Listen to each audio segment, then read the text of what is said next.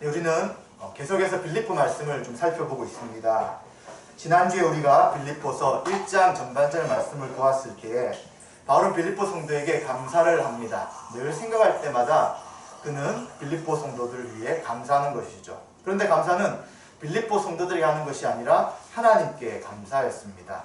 또 바울은 그들을 생각할 때마다 기도하였습니다. 그리고 기뻐하면서 하나님 아버지께 기도하였습니다. 그 모든 이유가 바로 선한 일을, 빌립보 성도들 가운데 선한 일을 시작하신 그 하나님께서 그 일들을 이루실 것을, 그리스도 안에서 이루실 것을 확신하기 때문에 바울은 감사하며 기뻐할 때 하나님께 감사하는 것을 보았습니다.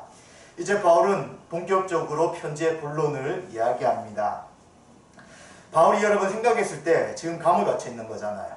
그리고 그 감옥에 있는 바울을 돕기 위해서 에바브로디도를 통해서 이제 쓸 것과 필요한 것들을 바울에게 보내었습니다. 그럼 바울이 편지를 쓸 때 빌립보 성도들에게 가장 먼저 무엇을 전하겠습니까? 네, 여러분 생각하신 것처럼 이제 자신이 감옥에 갇혀 있는데 어떤 상황인지에 대한 자신의 안위에 대해서 설명하는 것이 먼저일 것입니다. 그래서 바울은 이제 자신이 갇혀 있는 상황에 대한 것을 설명하고요. 그리고 또 이제 그들에게 권면할 것들에 대해서 권면을 하고요. 또 바울은 살든지 죽든지 자신의 몸에서 그리스도만 영광 돌리기 원한다 하는 내용을 통해서 이제 감옥에 갇혀 있는 자신의 형편에 대한 것들을 이야기해 나가고 있습니다. 그런데 우리가 이미 DBS를 하셨기 때문에, 성경 연구를 하셨기 때문에 이 내용도 어느 정도 여러분들이 알고 계십니다. 근데 바울은 어떤 이야기를 합니까? 성도 여러분, 나는 지금 빌립보 감옥에서, 로마 감옥에서 참 많은 고통과 어려움을 당하고 있습니다. 어쩔 때는 참 감사하기도 하지만 어쩔 때 너무 힘이 듭니다. 여러분, 나를 위해서 좀 기도해 주십시오. 이런 이야기를 하지 않습니다. 전혀 상관없는 것 같은 이야기들을 해 나가고 있습니다. 먼저 12절과 18절에 그 이야기가 있는데 바울은 자신이 어떤 상황에 있는지를 설명하지 않고 복음에 대한 이야기를 먼저 시작합니다. 자신이 매여 있는데 이것으로 인해서 그리스도 안에서 어떤 결과가 나타났다라고 이야기합니다. 어떤 결과입니까? 모든 시대 안에서 또한 그 밖의 모든 사람들에게 나타났다라고 이야기해 주고 있습니다. 여기서 나의 매임이 그리스도 안에서 나타났다라고 했을 때에 조금 더 쉽게 좀 번역을 한다면 내가 그리스도를 위해 매었다는 것이 분명하게 드러났습니다 라고 말할 수 있습니다. 이제 바울이 잡혔어요. 예수 그리스도가 하나님의 아들이십니다 하는 복음을 전하다가 잡혔는데 그는 로마 시민이잖아요. 그래서 나는 황제 앞에서 재판을 받고 싶습니다 라고 요청을 하였습니다. 그래서 이제 그는 호의를 받으면서 황제 앞에 가야 되는 거예요. 그런데 이 과정 속에서 사람들이 무엇을 알게 되었냐면 바울이 어떤 잘못이 아니라 예수가 주시라는, 예수가 그리스도시라는 것을 전하다가 지금 잡혀있다는 것을 사람들이 알게 되었다는 것입니다. 그런데 이러한 예수 그리스도로 인해서 바울이 옥에 갇혀있다는 것이 크게 두 사람들에게 나타났다, 두 무리에게 나타났다 이야기하는데 첫 번째는 시위대라고 이야기합니다. 이 시위대는 로마 황제가 데리고 있던 가장 정예 부대 중에서 최정예 부대를 말할 수 있습니다. 이들은 2배 급료를 받았고요. 특별한 직무를 수행할 뿐만 아니라 이제 모든 임무가 다 끝났을 때에도 두둑한 연금을 받았기 때문에 로마 군인이라면 다 이 황제의 시위대, 이 친위대가 되는 것을 굉장히 선호하였습니다. 이들의 특별한 직무가 무언가라고 할 때 성경에는 정확하게 기록이 되어 있지 않지만 학자들이 이렇게 설명합니다. 로마 황제 앞에 재판을 받으려고 하는 사람들을 호위해서 그들을 무사하게 황제 앞으로 데려오는 것이 특별한 직무였을 것이다 라고 이야기를 하는 것입니다. 그렇기 때문에 이들은 바울이 황제 앞에 재판을 받고 싶다라고 했을 때부터 그를 안전하게 데려가려고 하는 것입니다. 그리고 처음에는 감옥에 갇혀 있는 것이죠. 그리고 감옥에 갇혀 있을 때 교대로 계속해서 바울을 이제 지키는 것이죠. 그럼 어떻게 합니까? 바울이 뭐 하겠습니까? 바로 예수님이 하나님의 아들이십니다 하고 십자가의 복음을 전하는 거예요. 그리고 또 시간이 지나면 또 교대합니다. 그럼 또 그 사람은 뭐 합니까? 또 복음을 전하는 것이죠. 그래서 계속해서 시대의 군사들이 바뀔 때마다 그는 담대하게 복음을 전한 것입니다. 그런데 놀랍게도 이 복음을 들었던 군사 한 사람 한 사람이 그 예수님이 나의 주 나의 하나님이다 하는 것을 고백하며 구원 얻는 역사가 나타났다는 것이죠. 그것뿐만 아닙니다. 이제 그가 감옥에 갇혀 있다가 이제 조금 있다가는 가택연금을 당합니다. 이제 집에서는 생활할 수 있지만 나갈 수는 없게 되는 거죠. 그러나 주변의 사람들이 자유롭게 그에게 찾아올 수 있었습니다. 그랬더니 바울이 뭐합니까? 다른 것을 전하는 것이 아니라 예수님이 하나님의 아들입니다. 내가 지금 이렇게 감옥에 갇혀 있고 가택연금 상태에 있지만 예수님이 주님이시기에 그분을 의지하고 믿음으로 살아야 합니다 하는 복음을 전하게 되는 것이죠. 그래서 많은 사람들이 예수 그리스도의 복음을 듣게 되는 놀라운 일이 일어나고 있다는 것을 바울이 이야기해 주고 있는 것입니다. 그래서 바울은 자신의 안위가 지금 문제가 아닌 거예요. 자신은 복음을 전하기 위해 빌립보에 갔었고요. 그리고 빌립보를 포함한 그 지역, 그리스의 지역을 넘어서 이제는 로마까지 가서 로마의 사람들에게 복음을 전하고 있기 때문에 갇혀있거나 가택연금 이것이 문제가 아니라 예수님의 복음이 지금 증거되고 있는 것이 자신에게는 너무나도 큰 기쁨이라는 것을 이야기해 주고 있는 것이죠. 그리고 또 한 가지가 더 있는 거예요. 바울이 감옥에서 또 가택연금 상태의 소식을 들으니까 자신이 지금 감옥에 갇혀 있는 것, 또 가택연금 상태에 있는 이것으로 인해서 형제들의 일부는 더 주님을 신뢰했다는 것입니다. 바울이 예수 그리스도의 십자가의 복음을 담대히 전하고 이 고난에 대해서 슬퍼하지 않고 낙심하지 않는다는 것을 알고는 더 확신을 가지고 신뢰함으로 더 예수님을 전하는 일을 그는 듣게 됩니다. 또 이들은 겁없이 하나님의 말씀을 더욱 담대하게 전파하는 거예요. 바울이 왜 잡혔습니까? 황제가 주가 아니라 황제가 나의 주인이 아니라 예수님이 나의 주님입니다 하는 그리스도의 복음을 전했기 때문인데 이제 그것과 상관없이 로마의 많은 사람들에게 더 담대하게 예수님이 주입니다. 예수님 부활하셨습니다. 예수 그리스도를 믿는 자들이 참된 구원을 얻습니다 라고 전하고 있다는 것입니다. 그래서 이들은 착한 뜻으로 그리스도를 전파하는 것이죠. 그리고 바울이 복음을 변증하기 위하여 복음이 진리인 것들을 전하기 위해서 세우심 받았다는 것을 분명히 알고 이들은 바울을 사랑함으로 그 감옥에 있어서 담대하게 더 많은 사람이 전하지 못하는 바울을 대신해서 이들은 더 열심히 복음을 전하고 있는 것에 대해 바울은 기뻐하는 것이죠. 그래서 자신이 매임이 복음의 못이 된다고요? 네, 진보가 된다. 복음이 계속해서 전파되는 것이 일어나고 있다는 것을 이야기해 주는 것이죠. 그런데 또 다른 이야기도 듣게 됩니다. 어떤 사람들은 누군지는 분명치 않지만 지금 15절과 17절의 말씀을 볼 때 바울을 좀 싫어하는 사람들이었어요. 그리고 바울과 경쟁하려는 사람이었고요. 그리고 바울보다는 우리가 훨씬 더 주님의 제자라는 것들을 좀 드러내려는 그러한 생각을 가진 사람들이었던 것 같습니다. 이들은 어떻게 행동하고 있냐면 투기하는 거예요. 시기하며 질투하죠. 또 분쟁을 일으킵니다. 분파를 일으키고 싸우기 위해서 예수님을 전하는 거예요. 이제 바울이 갇혀 있으니까 그래, 이 바울은 사도라고 하지만 예수 율도 제자도 아닌데 너무 그동안 잘나서 그동안 너무 나댄 것 같아.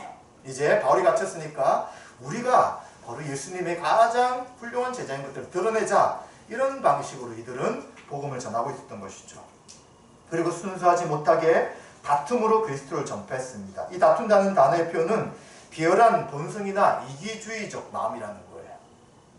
정말 순수하게 주님을 위해서라기보다는 그냥 자신의 어떤 이기심을 채우기 위해서 예수님을 전하는 이런 일을 했다는 것입니다. 근데 바울은 이런 것에 대해서도 뭐라고 합니까? 거칠애나 참으로나 무슨 방도로 하든지 전파되는 것은 그리스도시다 라고 말하는 거예요. 그래서 이들은 잘못된 방식으로 전하는 이들은 이단은 아니었던 것 같습니다. 바울을 반대하는 것이었지만 그러나 바울을 반대할지라도 그리스도가 드러나고 증거되고 또 그리스도의 영광이 더 나타난다면 자신은 아무런 문제가 되지 않는다고 이야기하는 것이죠. 그래서 바울은 놀라운 고백을 합니다. 이렇기 때문에 나는 기뻐하고 기뻐한다 라고 말하는 것이죠. 아마 이러한 편지를 받았던 빌립보 성도들은 깜짝 놀랐을 거예요. 사실 바울이 걱정되는 거잖아요. 지금 갇힌 상태에서 어떻게 지낼까? 건강은 괜찮을까? 이런 것에 대해서 그들은 염려하고 있지만 바울은 자신에 대해서 염려하려고 하지 않는 거예요. 도리어 자신의 묘에 있는 것이 복음이 더 전파되는 것에 유익이 되었기 때문에 나는 너무나도 기쁘고 기쁘다라고 말하는 것입니다. 바울은 자신의 형편에 집중하거나 자신에 대해 과대한 관심을 가지고 있지 않습니다.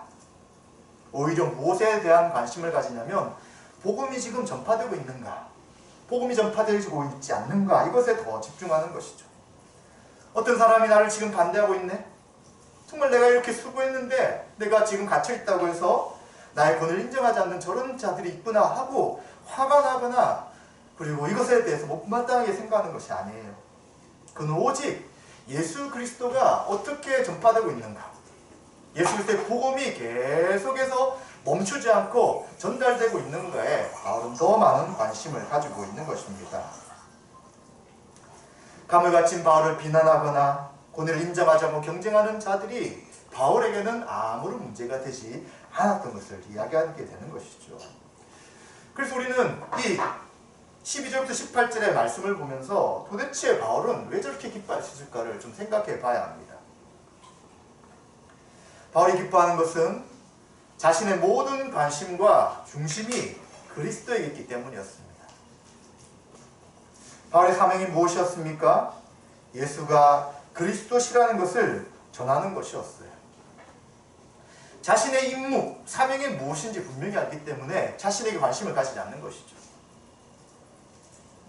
자신의 사명이 그리스도가 어떻게 되느냐, 그리스도가 주시라는 복음이 지금 잘 전파되고 있는가, 이것에 모든 관심이 있기에 자신이 오해를 받거나 비난받거나 자신과 경쟁하면서 잘못된 식으로 할지라도 복음만 전파된다면 바울은 아무런 속상한 마음이 들지 않는다는 것입니다. 그렇기 때문에 이러한 목적이 성취될 때 바울은 어떻게 합니까? 예수 그리스도의 종이기 때문에 이것이 너무나도 기쁘고 너무나도 당연하다라고 생각한다는 것입니다. 그렇기 때문에 바울의 기쁨의 원인을 한마디로 이야기한다면 자아중심성을 버렸다라고 말할 수 있는 것이죠. 사실 우리는 이 시대를 살아갈 때 가장 큰 이슈가 바로 나에 대한 것입니다. 나의 자아를 강화시켜야 한다. 내 자아가 건강해야 한다. 내가 행복해야 한다. 내 자아가 더 성장해야 한다 하는 것에 모든 관심을 집중하게 되는 것이죠. 그래서 인간의 가장 최종적인 목적이 모든 것들을 다 자신이 할 수 있는 그것들을 이룰 때에 결국 이것이 인간으로서 행복한 삶을 사는 것이다 라는 것으로 집중되고 있습니다. 그런데 그렇게 될 때 어떻게 됩니까? 자기에게 피해가 오거나 자신의 어떤 계획이 완성되지 않거나 또 자신의 삶에 큰 어려움을 당할 때는 낙담할 수밖에 없는 것이죠. 좌절할 수밖에 없는 것입니다. 목적이 자기이기 때문에, 그리고 다른 것들은 잘 자신의 눈에 들어오지 않게 되는 것이죠. 그런데 이제 신자의 삶은 그 반대라는 거예요. 신자는 누가 우리의 주라고요?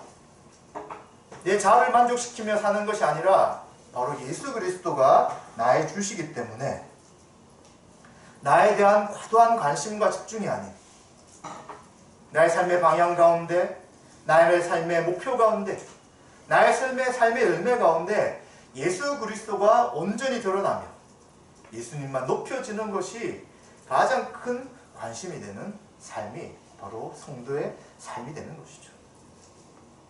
그러기에 성도의 삶에는 기쁨이 있는 것입니다. 그 반대로 한번 생각해 보십시오. 성도이긴 한데 아직도 여전히 나의 삶에 그리스도가 높여지는 것보다 자신의 어떠함에 대한 것이 가득 차 있다면 우리가 지금 이 시대를 살아갈 때 얼만큼 기뻐할 수 있습니까? 얼마나 많은 상황이 우리를 기쁘게 합니까? 아마 대부분은 기뻐할 수 없는 상황을 우리는 겪으며 살아갈 것입니다. 그렇기 때문에 우리가 과연 어떤 목적과 사명을 가지고 이 땅에 살고 있는지,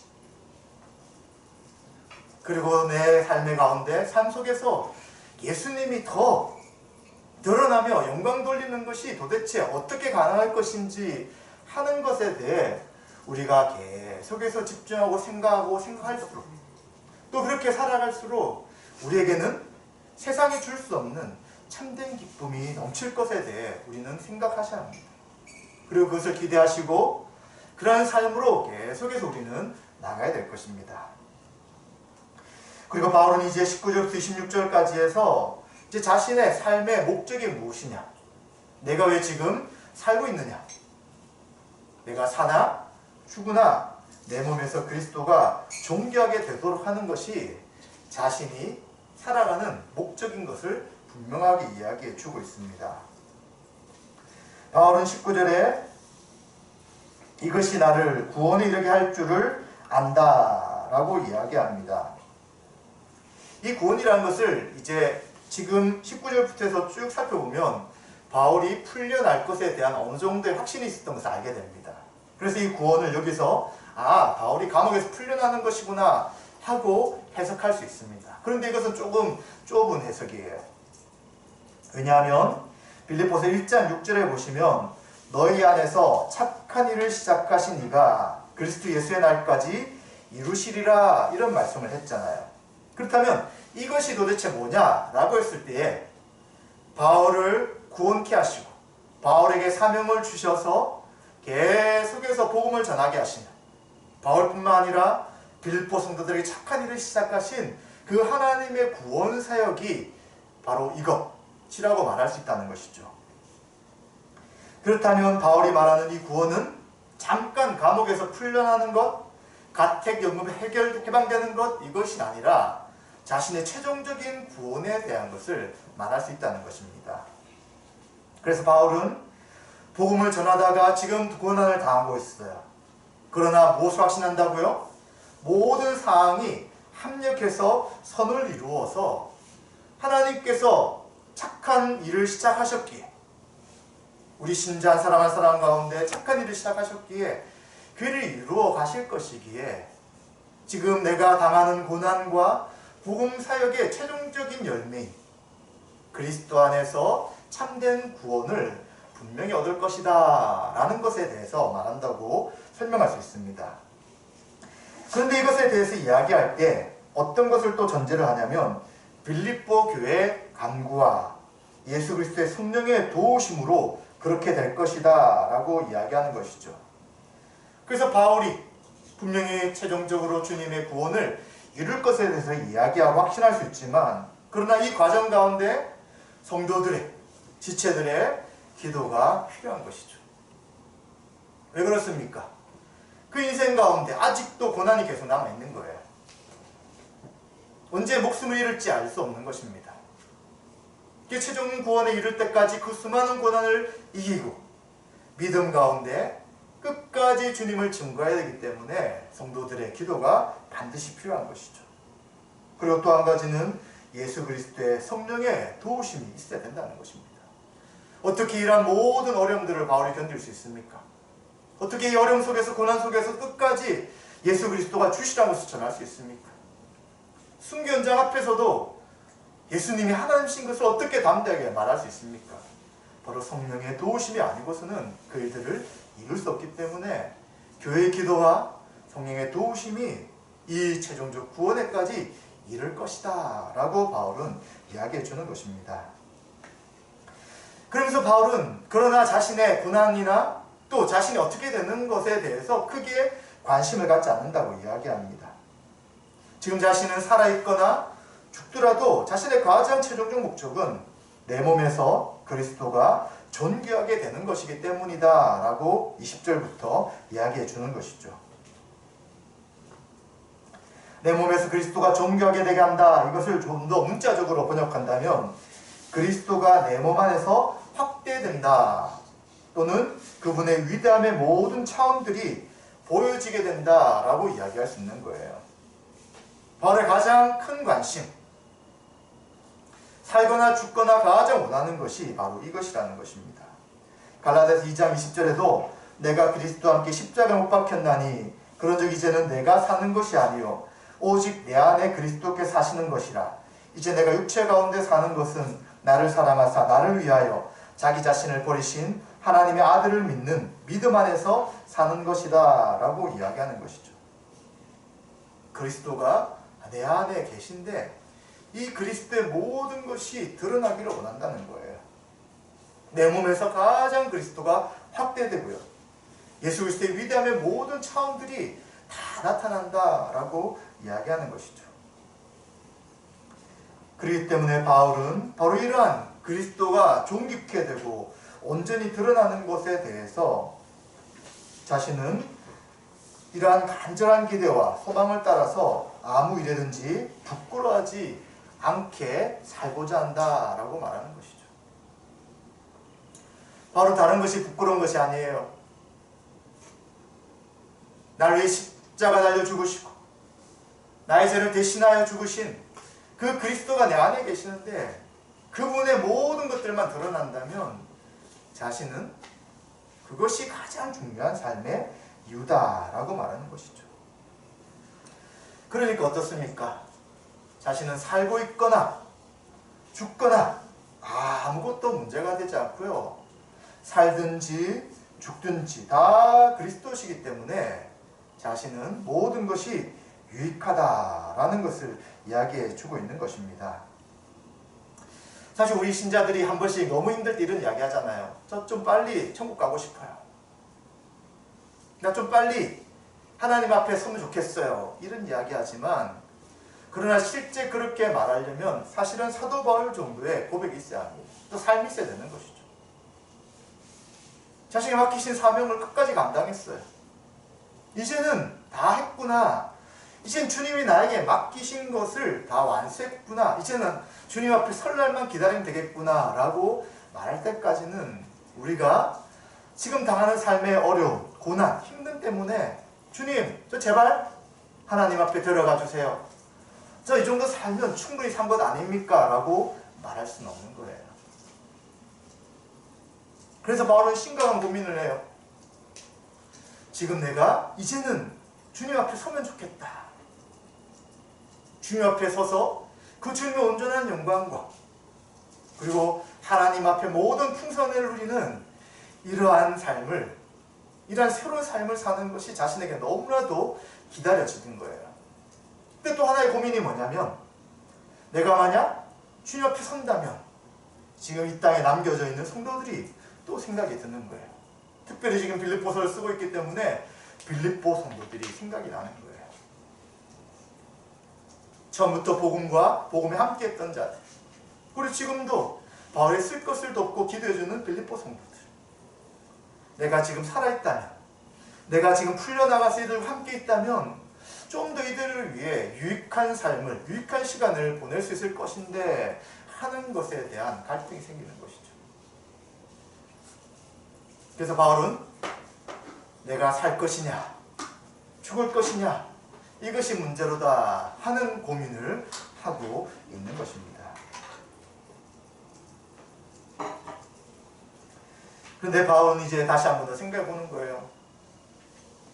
이제 이 정도 수고했다면 주님 앞에 섰을 때 이제 모든 눈물과 아픔과 고통을 다 닦아주시고 잘했다 칭찬하실 그 주님의 영광, 온전하신 하나님의 영광을 바라보며 자신은 어떤 것보다도 이것이 좋은 것이지만 그러나 그의 또 한 가지의 마음이 내가 정말 지금 살아있다면 어떻게 될 것인가? 빌립보 성도들의 믿음의 진보와 기쁨을 위한다면 내가 좀 더 살아서 교회와 성도들을 돕는 것이 훨씬 유익이겠구나 하는 고백을 하는 것이죠.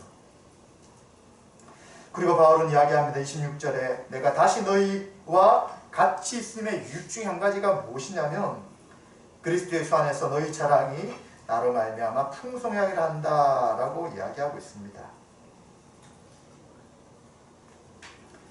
예수 그리스도 안에 너희 자랑이 무엇입니까?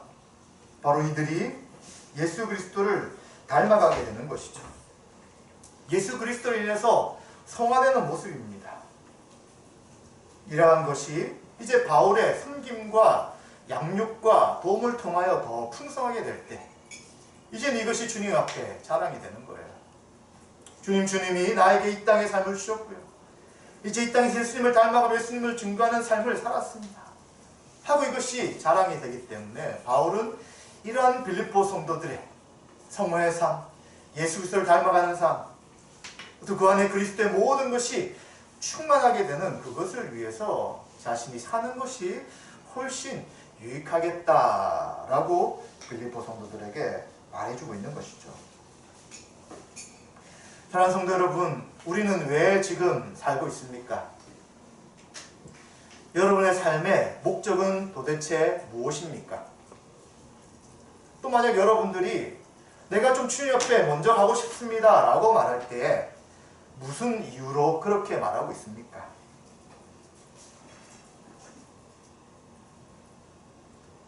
성도가 그리스도 안에서 풍성한 열매를 맺고 신앙의 성숙함이 더 많아지도록 하는 것이 신자의 살아가는 삶의 목적과 방향이 되어야 합니다. 정말 지금 내 안에 그리스도가 얼만큼 드러나고 있습니까? 정말 주위에 있는 지체들이나 다른 사람들이 보았을 때 야, 당신을 보았으니 정말 당신 가운데 예수의 모습만 나타나는구나 라고 말한다면 우리는 잘 신앙의 삶을 살아온 것입니다. 근데 그것이 아니라 이제 나에게는 다른 것이 기뻐요. 또 내가 중요하게 생각하는 것은 예수님이 아니에요. 그리고 내 목적과 방향이 혹시 지금 바울이 이야기하는 목적과 방향과 틀려 있다면 우린 지금 어떻게 해야 합니까? 그냥 힘드니까 하나님 빨리 데려가 주세요가 아니라 어떻게 하든지 우리가 그리스도를 닮아가며 예수님의 성품이 나타나며 성령의 9가지 열매가 나타나 모든 사람들에게 야, 정말 당신을 보니까 예수 그리스도가 누군지를 알겠습니다. 정말 예수님이 살아계신 것을 알고 그 예수님 믿는 믿음의 삶을 살고자 하는 도전이 저에게 생깁니다 라고 말하도록 우리는 하나님의 은혜를 구해야 되는 것입니다. 그리고 또 우리는 나뿐만 아니라 바로 우리 옆에 있는 지체들이 그리스도 안에 성장하고 또 그리스도 안에서 자라가는 것에 대해 우리는 관심을 가져야 합니다. 그리스도가 내 안에서 영광 받으시는 것은 바로 예수 그리스도의 성품이 나타날 때 그렇다는 거잖아요. 그럼 마찬가지입니다. 우리 성도들이, 우리 지체들이 그러한 예수님을 닮은 자로 살아가도록 계속해서 우리는 관심을 가지고요, 섬기고요, 그들의 연약함을 도와야 되는 것이죠. 그러기 위해서 우리에게 무엇을 주셨습니까? 은사를 주신 거예요. 어떤 목사님께서 페이스북에 짤막한 글을 남기셨어요. 성령의 은사, 성령의 충만함은 흘러 내보내지 않는 자에게는 또 내보내지 않는 공동체는 쉬지 않는다는 표현을 쓰시더라고요.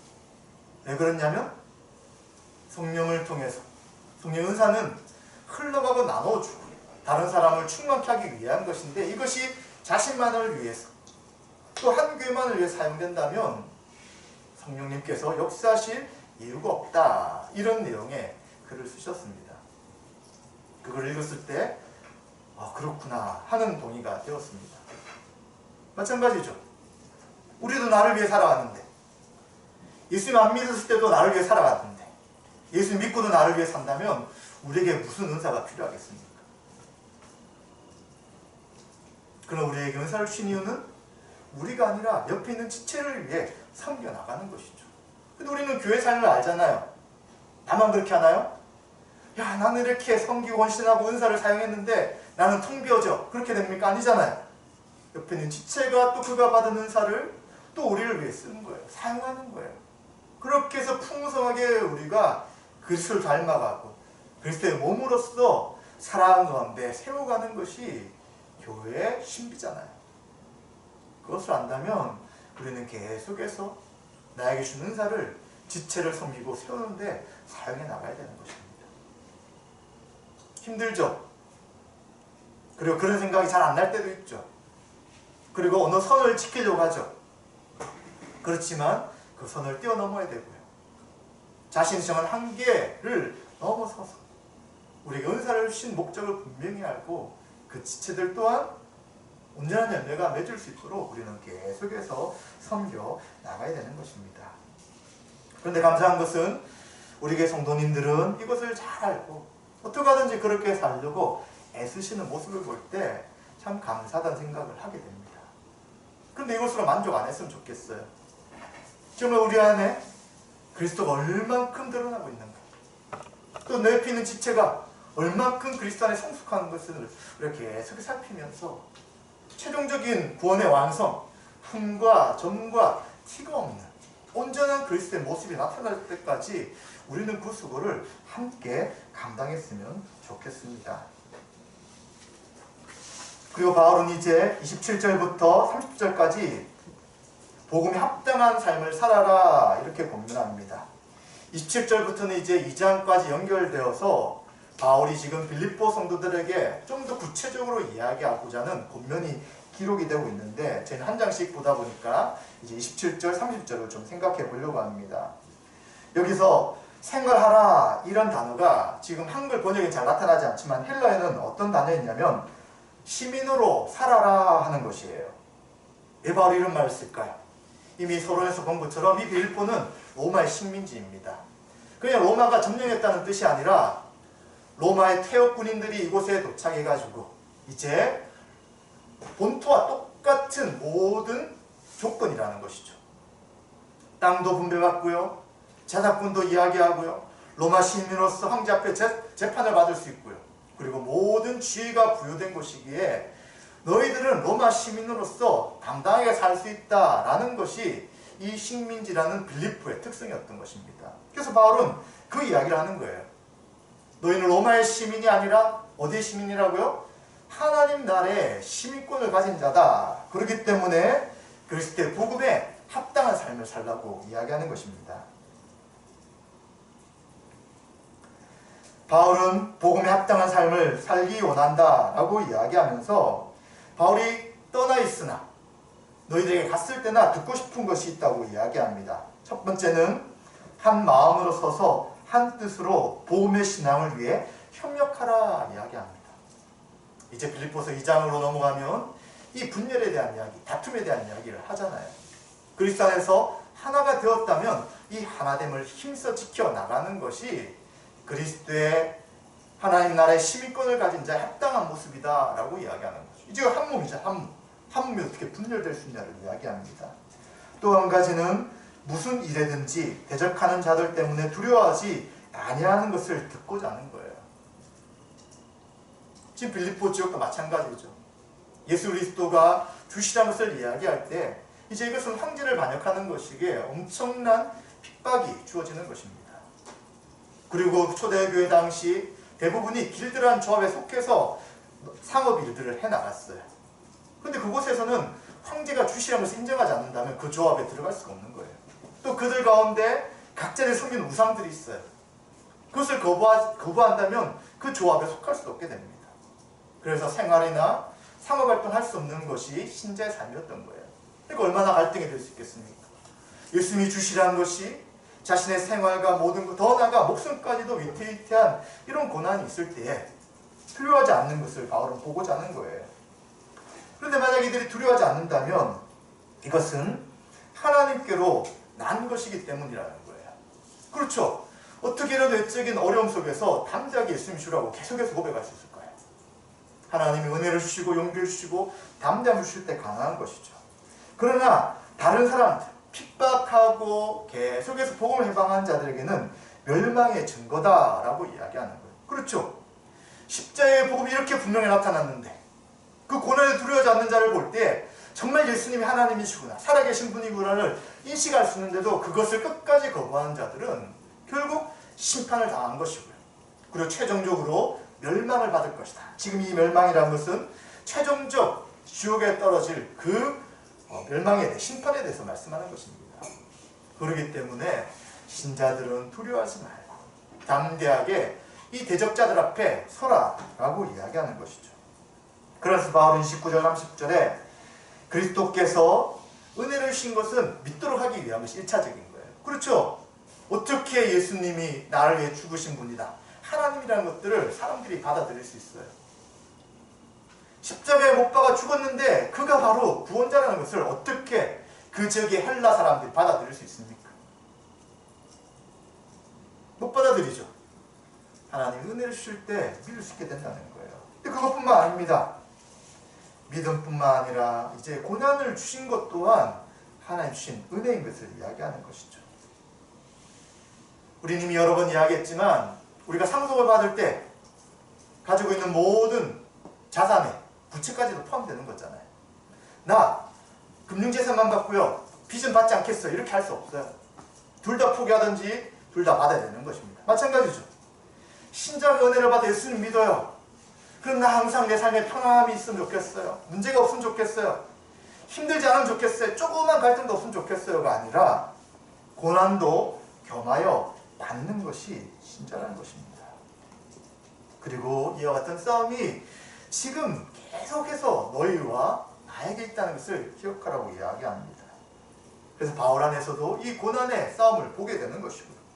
그리고 바울을 통해서도 계속해서 예수 그리스도의 복음을 전하다가 당하는 이 고난을 듣고 있기 때문에 너희들도 은혜를 받아 믿는다면 당연히 고난이 있기에 이 고난에 대해 두려워하지 않고 끝까지 그리스도의 합당한 삶을 살아가라.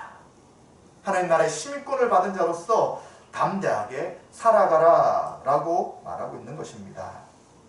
마찬가지입니다. 우리도 복음에 합당한 삶을 살아야 합니다. 우리는 하나님 나라의 시민권자이기 때문에 너무나도 당연한 것입니다. 성도의 삶은 무엇입니까? 주님의 영광과 교회를 위한 삶입니다. 그것을 다른 말로 하면 고난의 길인 거예요. 왜 교회를 위해 살아가는데, 왜 주님을 위해 살아가는데, 왜 성도를 위해 살아가는데 고난입니까? 이것은 우리의 본성과 다르기 때문이죠. 우리의 본성은 항상 자신밖에 없어요. 늘 나를 귀하게 생각하고 나를 아끼고 내가 조금이라도 해를 당하지 않고자 하는 것이 우리의 본성입니다. 그런데 주님을 위해 살아라, 교회를 위해 살아라, 성도를 위해 살아라는 것은 그 삶을 살지 않는 것이기에 당연히 고난이죠. 그냥 어려움이에요.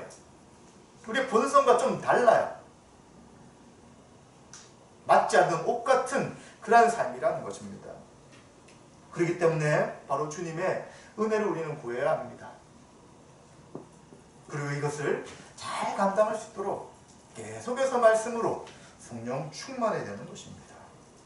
고난 없는 신자의 삶이 없다는 것을 우리는 계속해서 기억해야 되는 것입니다. 말씀 마무리하겠습니다. 성도는 무엇 때문에 살아갑니까? 무엇을 위해 살아갑니까? 우리 안에, 내 안에 선한 일을 시작하신 하나님의 은혜로 우리는 살아갑니다. 우린 하나님 나라의 시민권을 가진 사람들이기에 이제는 그에 합당한 삶을 사는 사람들입니다. 나만을 위해, 또 나의 욕망을 위해, 또 더 나아가 사단을 쫓아 살아가는 삶을 버리고 내 안에 그리스도가 더 크게 나타나도록, 그리고 그리스도가 내 안에 사시도록 사는 삶이 바로 신자의 삶인 것입니다. 그것은 좀 더 구체적으로 교회 지체들을 위해 내 자신을 내어주는 삶이고요. 자아 중심성을 버리고 그리스도의 복음이 전파되는 것을 기뻐하는 삶인 것입니다. 더 나아가 고난이 있을지라도 인내하고요, 믿음의 선한 싸움을 통해서 예수님을 계속해서 닮아가는 삶입니다. 우린 하나님 나라의 시민권을 가진 자입니다. 그러기에 부끄러워하지 않아야 합니다. 부끄러워하지 않을 뿐만 아니라 이 땅을 살아가지만 하나님 나라의 백성으로서 살아가는 것임을 기억하고 자부심을 가지고 기뻐하며 그 영광스러운 그러한 권리를 우리에게 주신 것을 기억하며 감사하며 찬양해야 될 것입니다. 이런 하나님 나라의 시민권을 가진 자로서 우리가 어떻게 살 것인지를 생각하신 저와 여러분들에게 하나님의 은혜가 있으시기를 주님의 이름으로 축원드립니다.